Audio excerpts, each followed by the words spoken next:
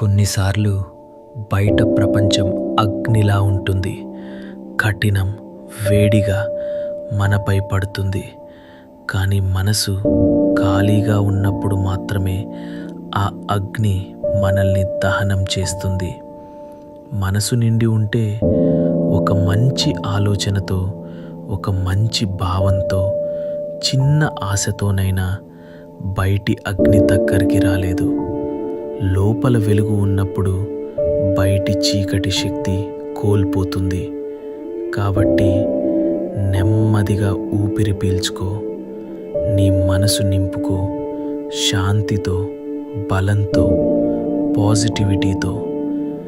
ఎంత పెద్ద అగ్ని వచ్చినా నీ లోపల వెలుగు ఉంటే నిన్ను ఎవ్వరూ కాల్చలేరు.